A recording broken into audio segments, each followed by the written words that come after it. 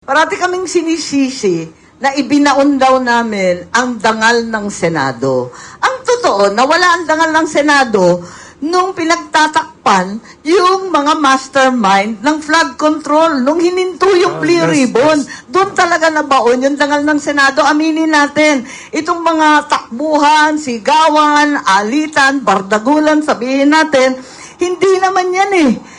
Yan na lang ang offshoot ng ugat ng problema na hindi matuloy-tuloy yung flood control. Pagkatapos, lumala pa from flood control, naging tsa-tsa pa at term extension. Doon naman talaga nababaon ang aming institusyon ng Senado, ng inyong Senado. Doon talaga nagkakaproblema. Ngayon, kung ano ang itutuloy, inaasahan ko na mag-uusap-usap sa mga susunod na araw at sana magkasundo na kasi hindi naman maganda itong sila na ang nagsabi ng napaka-unparliamentary na kulong na ang dalawa sa inyo. Kaya pinagpipilitan ninyo. May ganun eh.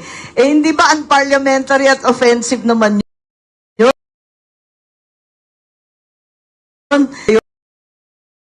Kaya eto nga, sana magkasundo na yung dalawang panig, titiisin na namin sila, tiisin na rin nila kami. Pero wag naman ganun. Pag sila, pwede. Pag kami, hindi pwede. Eh hindi naman tama yung ganun. So, magka-caucus pa, hindi ko sigurado, supposed to be bukas, pero parang magkaka-meeting pa ng bukas ng gabi at magdidesisyon kung anong mangyayari by Friday. So, tignan natin, sana magkasundo na sa lalong madaling panahon dahil para sa akin gusto ko nang tutukan ng trabaho at lubayan na itong mga issues na pampolitika na hindi naman magdudulot ng karagdagang pagkain, ng gasolinang abot kaya, ng kalusugan para sa lahat.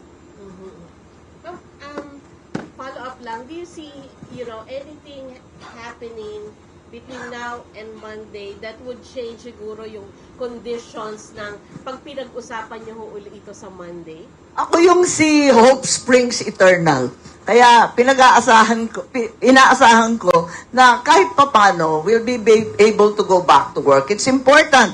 Isang linggo na lang kami. Kung tutuusin, 3 araw na lang natitira eh. Magre-recess na kami ng June 3. Tapos na yun eh.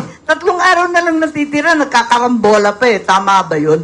Kaya 3 araw na. Ang dami pang nakasalang. Meron pa tayong krisis at emergency na hinaharap. Ang nakatutok lamang, ang tinututukan lamang, puros politika. Ito talaga, nakakahiya ito sa ating bansa. At ito talaga ang nakakahila ng dangal ng Senado. Oh. Yes.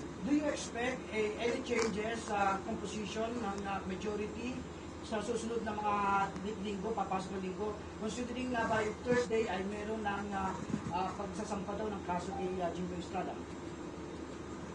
Yun nga ang naririnig namin, ang dami-daming kaso. Ilan na ba? Pati si Senator Marcoleta, ayan, kahapon may announcement na naman. Pagkatapos si Senator Jinggoy, Senator Joel, Senator Cheese, yung 2 Villar, si Camille at si Mark Villar. Isang katutak na talaga yung kaso eh. Inuubos yata kami sa kaso, tapos nakatenga pa na may ICC warrants na susunod. Kaya si Senator Bongo daw, nasa listahan na naman. Pananakot ba to o pang-aapi? Hindi ko na maintindihan. Palibasa, hindi sila nanalo dyan. Nakailang beses na papalit-palit yung Senate President. Bakit ganito katindi? Noon naman natalo kami. Hindi kami bumoto kay Senator Tito Soto. Wala naman umalma eh. Quiet lang kami. Kahit tinanggal lahat ng aming committee, ayos lang. Nagpasalamat pa rin kami. Kasi naniniwala kami sa proseso. Hindi kami kapit-tuko sa posisyon. Pero ngayon, bakit ganito? Hindi naman nangyari ito dati. Yes.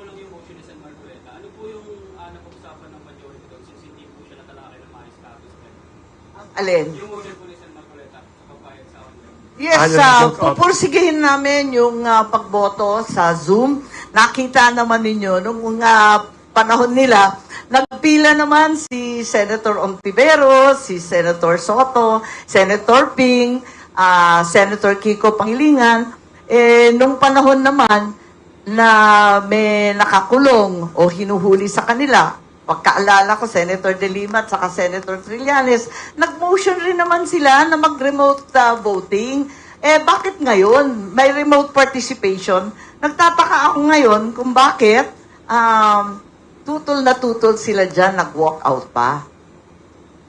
Meron naman silang pinagfa-file noon, andito nga, nakita ko, kaya ako nagtataka, eto, may mga Resolution 658, andyan, ang dami, Resolution 51, may mga resolution sila noon dati tungkol sa remote participation. Bakit ngayon tutol na tutol? Hindi ba dapat patas? Thank you. Just to Yes. follow up on that, perhaps Yes. the thing that would set it apart is dahil may parating po na impeachment trial. Ano po? So, nakikita nyo po ba na ang kung magtatagumpay po yung pag-change ng rules, ay syempre po makakalahok po doon yung mga ibang kasamahan sakali nga pong matuloy na sila po ay arrested. At maaari silang bumoto. Tama po ba, ma'am? The Senate has great leeway in the Constitution and upheld repeatedly by the Supreme Court in formulating its own rules for impeachment. Ang Senado mismo ang gumagawa ng kanilang mga patakaran para sa impeachment. Kaya, kung mag-agree ang Senado na ito ang karapat-dapat, pwede naman talagang gawin. Wala namang bawal dun eh. Kaya pinagtatakang ko, napakarami na ng president dyan. May president rin sa walkout. Alam na rin natin na yung Korte Suprema, nag-ruling na rin dyan na pwedeng ituloy-tuloy ng rump session. Kaya nagtataka ako, mas marunong sila. Yung iba nakakatanda sa amin, sa karanasan at sa edad. Abay, bakit nagkaganon? Ma'am, ano yung process para mag-apply din siya sa impeachment court po? Kung saan- Yun na nga ang dapat tatalakayin. Hindi pa nga napapag-usapan yung detalye kung ano yung remote, ano yung botohan, kung ano yung participation. Lahat yan hindi pa na-define. Kaya nagtataka ako kung bakit nag-walk out. Wala pa naman pinag-uusapan. Very interesting. Hala, nauwi tayo sa Oh. walk out. Ay, yes. Senator, ano pong reaction nyo na diversionary tactic na daw po yung aligasyon nyo na no election sa 2028? Sino ba nag-a-allege nun? Kasi narinig naman ninyo ang nangyari. Galit na galit sila, sabi nila, ang parliamentary. Pero sa hunot dulo, inamin nila na pinag-usapan talaga.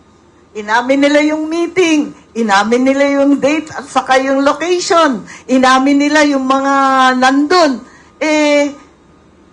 Ano ngayon ang sasabihin na imbento ko? Inamin nila eh. At narinig ko na yan noong pa sa mga congressman, narinig ko rin sa ating mga iba't ibang opisyal sa administrasyon, hindi siya bago. Kaya kung sabihin na diversionary, nakakatuwa naman kasi inamin naman nila, ginawa talaga nila.